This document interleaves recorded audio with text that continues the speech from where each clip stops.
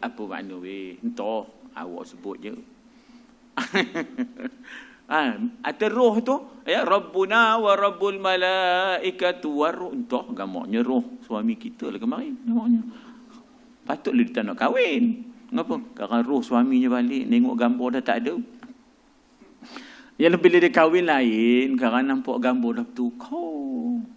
Udah lain gambar kahwin kemarin dah tak ada dah gambar suami yang lain dah. Atau langsung tak kahwin. Udahnya bercinta dengan orang mati apa cinta dengan orang mati, saya sayang lagi pada suami saya. Iyalah sayang tapi dah kubur. Batu dua. Mika tu siapa nak tengokkan Mika nak ke pasar nak beli ayu api nak bayar ayu apinya sekarang tengah malam sekarang apa-apa dah apa-apa entahlah temariso malam 27 suami balik katanya. Malam 27 roh suami balik katanya teman tu. Tak mengkalanya. Jadi dia faham kopi tu suruh dia pasang panjut tu. Apa kerana tak nampaknya rumah. Ya Allah, panjut pasanglah spotlight. Baru betul nampaknya dah. Ya Allah, cahaya dah. Macam-macam dah. Baik, kemudian katanya fiqhul maqasid iaitu apa objektif daripada sesuatu perkara itu. Ya, apa objektif itu dipanggil maqasid. Apa dia yang kita selalu sebut fiqhul maqasid ini ada 5, jaga agama, jaga nyawa, jaga akal, jaga maruah dan jaga harta ya. Dia kena ambil kira tu dia yang mana atas sekali, yang mana bawah sekali ya. Orang putih dia terbalikkan harta tu dia kata. Kemudian yang jaga agama tu ditolak ke tepi sebab kata dia agama ni personal matters. Tak penting, ya tak? Masing-masing lah jaga, ya tak? Jadi dia letak terbalik. Kalau kita harta tu nombor 5, tak dia letak harta nombor 1. Lepas tu nyawa dikekalkan nombor 2. Nyawa dikekalkan nombor 2. Jadi maknanya soal akal itu hak asasi dia kata. Itu hak asasi dan itu hak peribadi. Dia nak minum, ya tak? Dia nak mabuk, yang penting kita bagi dia lesen untuk dia mabuk. Tempatnya ada, nak mabuk sini tempatnya. Ada regulationnya. Oh Allah. Itu cara orang putih fikir. Ya, cara orang putih fikir. Mak kita tahu sajalah ngaji Saint Michael Anderson, ya tak? Anderson kita ni ngaji Saint Michael, saya kemarin madrasah California. Orang putih cara susun kita, ya tak? Yo kita fikir cara demo. Sudahnya ya, kita menjadi manusia dua kerat, sekerat Melayu, sekerat orang putih, ya tak? Dalam bab kedua pula, ini summary ya. Ini bab summary ni, belum lagi kita masuklah ya. Belum lagi kita masuk. Mak tebel weh, siapa dulu? Saya dulu ke? Kitab dulu entahlah ya. Ini umur pernah 60. 60 kalau kiraan ni, kiraan Syamsiah ni maknanya Masihi. Kalau ikut Qamari 62 dah. Ikut Qamari dah sampai lagi setahun umur Nabi ya tak? Jadi katanya bagaimana pelaksanaan dan aplikasi, bagaimana nak kita amalkan fiqhul mizan itu. Ya. Misalnya bila disebut bahawa ma naqasa ya, mal min sadaqah, tidak kuranglah harta daripada sedekah. Itu hadis ya. Bagaimana aplikasinya? Aplikasi akhirat, bahawa di akhirat esok dia akan berganda sampai 700. Sebab RM1 yang kita dermakan di akhirat esok tak akan kurang, bahkan jadi 700. Kama sali habbatin ambatat sab'a sanabila fi kulli sumbulatin mi'atu habbah. Ya, 1 seumpama 7, dan 7 itu terbit daripadanya setiap tangkai itu, setiap dahan itu akan tumbuh 100. Jadi yang dikatakan hadis itu ma naqasa min sedekah itu tidak akan kurang harta daripada sedekah itu, aplikasinya akhirat. Kalau di dunia memang akan berkurang lah. Tadi berapa ada tamarnya Aisyah? Ada 3 ya Rasulullah. Atau datang dulu 2 beranak. Ini atau cakap perak lu pula. Takkanlah Aisyah cakap perak. Nak bagi faham. Aisyah mana? Sayyidatina Aisyah lah. Jadi tadi asalnya ada berapa? Ada 3 Syahud. Ada 3 ya Rasulullah. Atau datanglah 2 beranak minta makan. Atau Syah pergilah yang 2 tu. Atau tinggal 1 lah pun. Ini kuranglah pasal dah sedekah tadi. Jadi yang dikatakan tidak berkurang itu aplikasinya ialah akhirat. Di dunia itu taklah berkurang. Di dunia itu taklah berkurang. Berkat lain, cerita itu mizan yang lain. Keberkatan itu cerita lain. Tapi nak cerita kurang, biarlah kita itu faham dari sudut kualitatifnya, kualiti dan kuantitatifnya, ya tak? Jadi di situ ya, aplikasinya. Ke atas realiti, ke atas waqi', ya. Supaya dapat beza di antara berniaga dengan bersedekah. Selalu kadang-kadang kita kacau orang berniaga. Sedekahlah sikit. Itu memang bukan sedekah, teman berniaga. Rosaklah program dia, tak? Sedekahlah sikit. Teman bukan sedekah, teman berniaga. Sudah. Adapun bila dah berlaku jual beli mengikut akadnya, berapa harganya, lepas itu kalau nak bersedekah baru betul. Jangan dicacor kan. Jangan cacor. Cacor ni jadi keliru. Mana satu sedekah, mana satu jual beli. Biar kena jelas. Kan? Tak ada ambiguity, ya tak? Tak ada benda yang keliru, tak ada benda yang tak jelas dalam soal ini. Dia panggil gharar, ya. Dipanggil gharar, ya tak? Itu aplikasinya dalam realiti supaya jangan dikacau orang berniaga. Berniaga buat cara berniaga. Ya tak? Apa yang itu dah sedekah saja, ya tak? Nanti berniaga dengan cara berniaga. Lepas itu mereka zakat lah, mereka nak sedekah, tu cerita lain. Udah tak tentu kira dia punya kunci kira-kiranya. Dia punya kunci kekiranya, dia punya udah tak tentu kira. Apa entah teman yang ini sedekah ke apa kemarin pun awak tak ingat. Udah pepok lerak. Mana apa? Pepok lerak. Tu dia dulu. Di samping itu dijelaskan juga praktikal fiqhul mizan, ya, bagaimana nak diamalkan, ya, fiqhul mizan pada mizan, pada timbangan ilmu, timbangan amal. Allahu akbar. Di sinilah rupanya bila bercakap soal ilmu perfect, sempurna. Bila bercakap amal karang, ya Allah, termasuklah yang berilmu ni. Kan? Termasuklah yang berilmu. Kalau masa berilmu tadi dia bercakap wal asri innal insana lafi khusrin. Jaga masa. Tengok dia sampai 9-10 minit. Keluar tol tadi, udah berderet kereta. Ada pula roadblock, memang ada. Lepas roadblock tu, ya, sebab nak tengok orang yang merentas negeri ada ke tak ada, ya tak? Masalahnya orang ni masuk, belah kiri masuk, belah kanan masuk. Kita tersepit lah weh.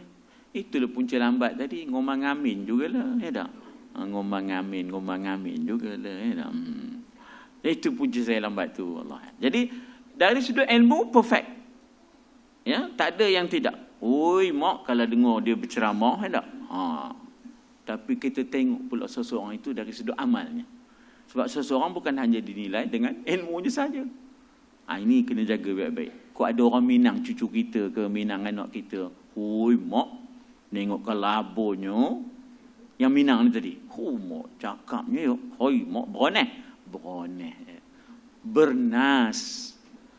Bukan beroneh, bernas. Ada sandarannya, nas. Tu orang Perak gemar ngubah. Elok bernas kata je beroneh. Orang Perak tak boleh harap. Tak, seseorang itu bukan hanya dinilai pada cakap. Saya punya pengalaman peribadi dengan orang-orang Syiah di Syria, sebab Syria tu Syiah Alawiyah, ya tak?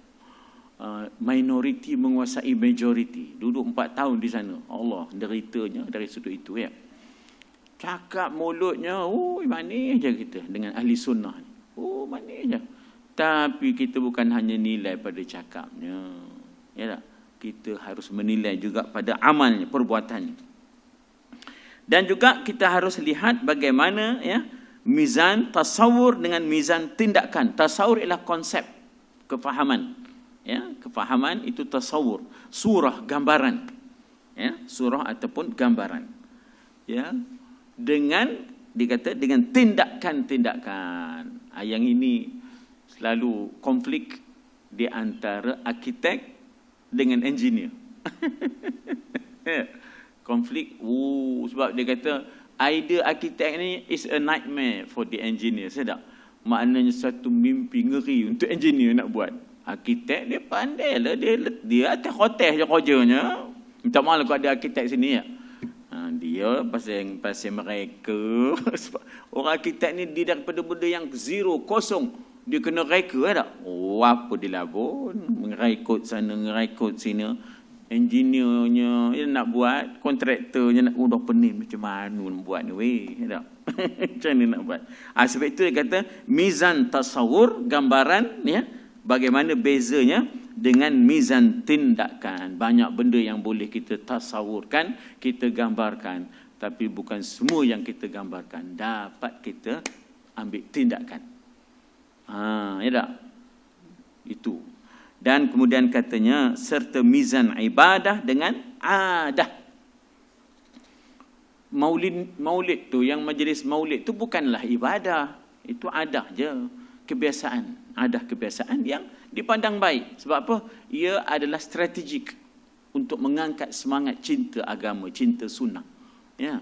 Dan harus dipaham sejarah asalnya.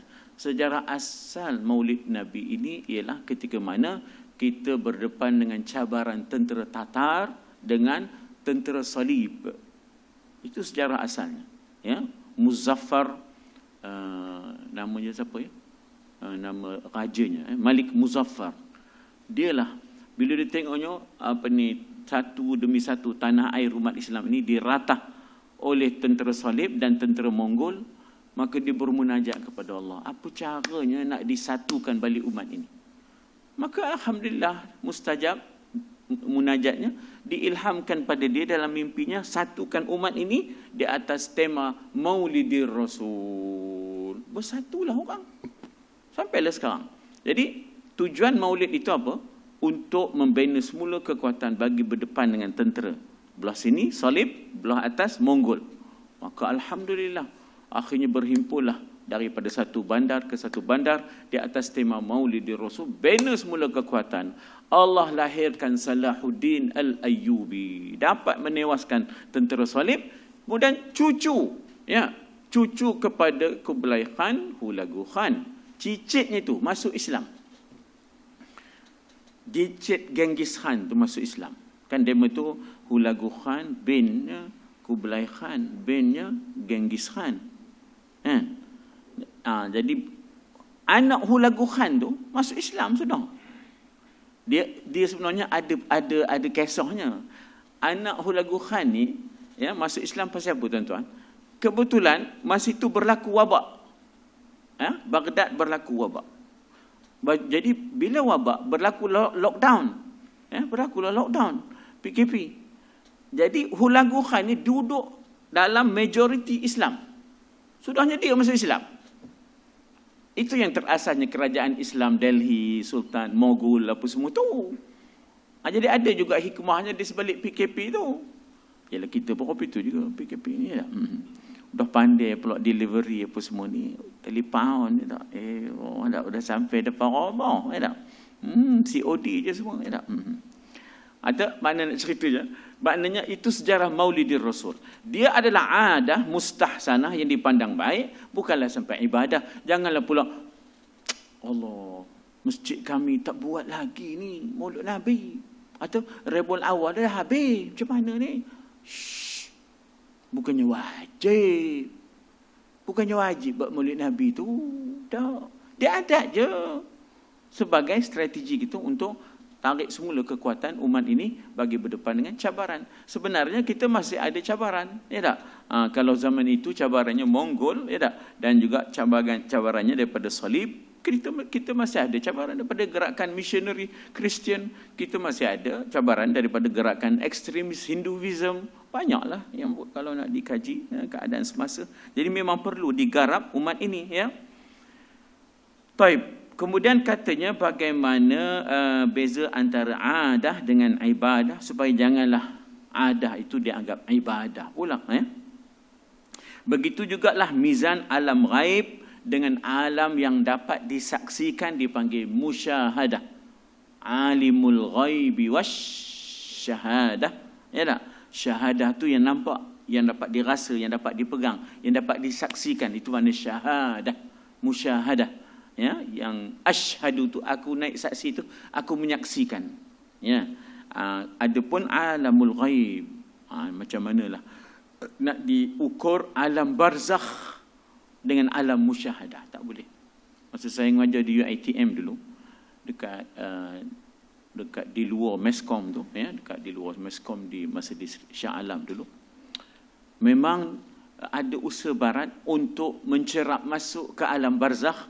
Dihantarnya kamera yang boleh menangkap gambar selama sebulan, dihantarnya recorder yang boleh merakam selama sebulan ke dalam jenazah tu, konda tu. Kamera dapat merakam gambar-gambar cacing, gambar-gambar makna mayat mereput tu dapat dirakam oleh kamera. Tapi recorder tak dapat record datangnya malaikat munkar dan nakir. Sebab itu alam barzakh. Itu alam ghaib. Itu bukan alam musyahadah. Kamera tu dapat untuk alam musyahadah. Dah mula-mula dia pergi ke perut cacing tu. Lepas tu dia pergi kepada paha. Tempat yang banyak daging lah dulu. Korma dah. Last baru pergi jari sup lah, tulang sup tulang. Jadi dia merakam gitu cacing tu, ya, dia merakam. Itu ada di Meskom masa tu, ya, makna komunikasi massa, Faculty of Meskom, ya. Baik, jadi tapi bila dipasang recorder nanti senyap, tak ada apa. Dia tak dapat menerobos masuk ke alam barzakh untuk dengar macam mana malaikat munkar dan nakir tanya, ya tak? Apa bahasa yang digunakannya? Tentulah bahasa Arab, ya tak? Terisul teman, apa? Teman ni anak anta unta, jadi teman tahu. Dah masa itu bukan masalah pandai tak pandai bahasa Arab. Abu Jahal, Abu Lahab pun tak faham masa itu. Demo bahasa Arab pandai tapi tak faham juga. Amalan kita mizannya ketika itu ialah bukan lidah ni, mizannya ketika itu ialah amalan kita, ya tak? Amalan kita lah yang menjawab, ya. Baik, bab yang ketiga, ya, membahaskan 4 bentuk pelaksanaan nas. Kali ini diambil sampling. Diambil sampling ayat ini, macam mana kesnya, kajiannya bagaimana terhadap kes yang bagaimana. Ayat ini macam mana, kes yang bagaimana. Sampling, ya. Kajian-kajian terhadap pelaksanaan nas-nas tertentu. Kali ini dia akan bawa nas-nasnya, bagaimana nas ni pelaksanaannya dalam kes yang bagaimana, ya. Supaya tidaklah seenaknya teks digunakan kepada konteks yang berbeza, yang salah, bahaya, ya tak? Yang bahaya. Katalah teks itu untuk zaman perang, digunakan untuk zaman damai. Qatilul musyrikina kaffah, maka bunuhlah orang musyrikin semuanya. Ya Allah. Itu teks tu untuk konteksnya perang. Dipakainya untuk zaman damai. Ya.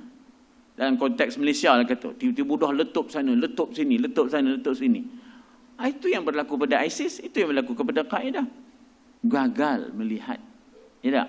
Bagaimana kita kata aplikasi nas, pelaksanaan nas, ya, pada mizan damai dan perang secara amali. Surahnya surah Taubah, ya, antaranya, ya, surah Taubah ni dipanggil surah perang. Kalau tuan-tuan perasan, Taubah dengan Anfal itu, ya, dua-duanya cerita perang je dalam tu. Sebab itu tak ada basmalah di tengah tu. Basmalah bismillah dekat Taubah tu kan tak ada. Sebab pada masa pembukuan, ya, pada masa pembukuan Al-Quran, disangkakan Al-Anfal dengan Taubah itu adalah surah yang sama. Maka tak ada lepas malah. Sebab cerita pula sama, dua-duanya cerita perang. Anfal pun cerita perang dan juga Taubah pun cerita perang. Itu pun cerita tak ada basmalah itu. Yang ni tuan-tuan boleh tengok di dalam tafsir, ya, di dalam tafsir surah Taubah ini oleh Syekh Idris Marbawi, ya, Syekh Idris Marbawi dalam jilid berapa, ya, dalam Bahrul Mazi jilid berapa saya tak ingat, ya, dalam kitab Bahrul Mazi jilid 21, tak silapnya. Cuba tengok jilid 21. Kenapa? Sebab Bahrul Mazi ni 23 jilid. Bahrul Mazi adalah lautan madu, kupasan Syekh Idris Marbawi terhadap hadis-hadis Tirmizi. 6,000 lebih hadis dikupasnya. Ya tak? Masya Allah, ya, alhamdulillah.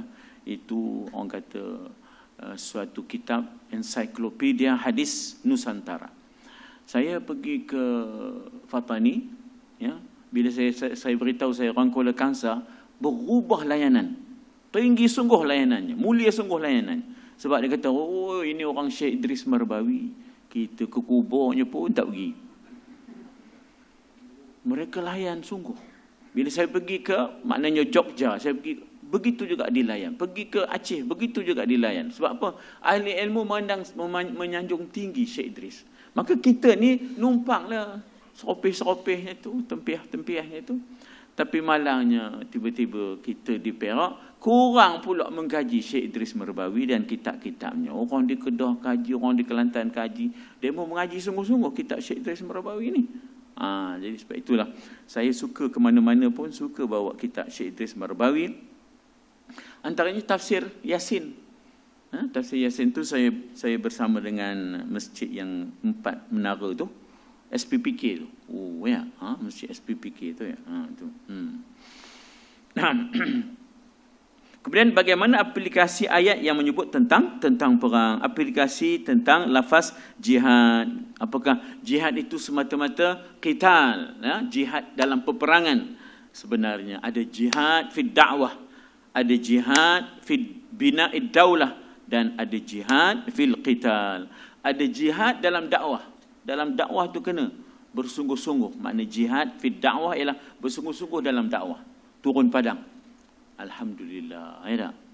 Jadi maknanya berlakulah perubahan tahun 76, 75, 77 dengan dakwah kita merata-rata masa itu dengan kumpulan-kumpulan dakwah yang lahir, maka berubahlah senario kita sekarang. Dah ramai masjid, dah pengajian, ramai sekolah-sekolah agama hidup balik. Kalau dulu mana ada. Kamu jahatlah, aku hantar kamu sekolah Arab nak. Dulu yang tak berjenih itu hantar sekolah Arab. Ya Allah. Ustaz Musa nak mulihkan Idrisiah tu kan senang. Tahun 83, 82. Nak mulihkan Idrisiah tu. Pasal atau yang datang semua yang tak berjenih, yang jahat tu. Aku hantar kamu Idrisiah nak. Jadi tak boleh jahat. Kalau jahat kena hantar sekolah Arab mesti tu. Sekarang jangan. Sekarang jangan. Jadi perubahan berlaku, kesan daripada dakwah. Jadi jihad fi dakwah. Ada jihad fi bina'id daulah. Ada jihad di dalam membina negara. Mengisi kemerdekaan misalnya, itu jihad.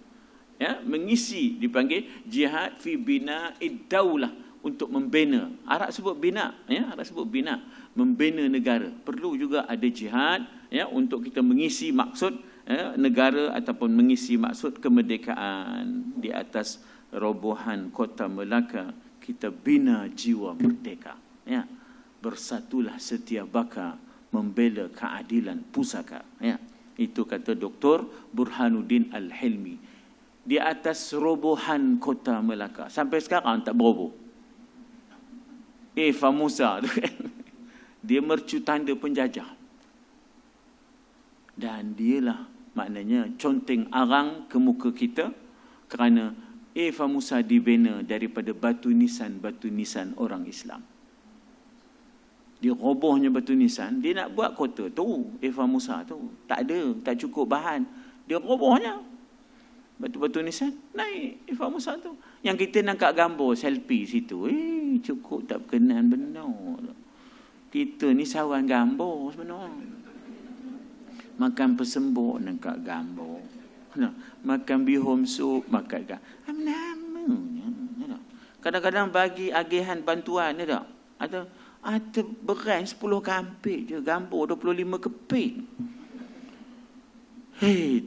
Out.